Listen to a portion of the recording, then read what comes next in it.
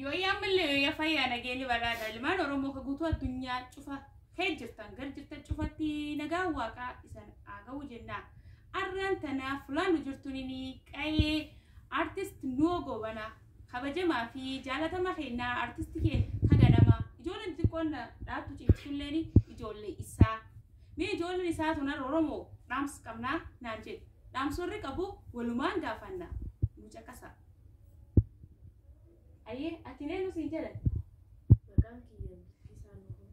mee Oromoo maal dhaamsi ati qabdu maali Abbaa keenya gargaaruudhaaf galatooma waaqa gadi isin qabna. aye Bilkiisaa horii buli deeban guddaa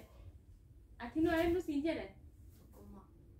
tokkummaa Nuhoo aye tokkummaa ati maal jettu dhaamsi qabdu mee dabarfaa ummata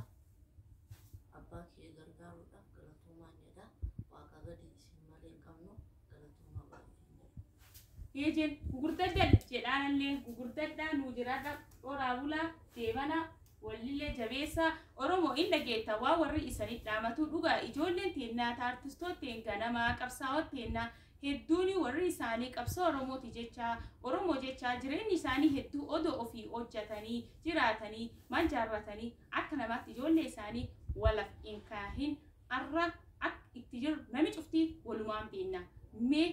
maan isanirraa hinna deebii isanumirraa hinna alleen gam kiyyaanii oraabulaa deebana ummat kee jiraadhaa isanii jenna artisti keenna abba keenya Nuwo Gobanaallee galata guddaa Oromoo biraa qaba yoomillee seenaa kan kee hin dagatam onne Oromoo cuf keessa qabdaa horii bulii deeban jennaan galata qabdanii nu caqastanii nu daawwachuu keessaniif ammallee galatooma nagaa waaqaa walitti dachaana nagaatti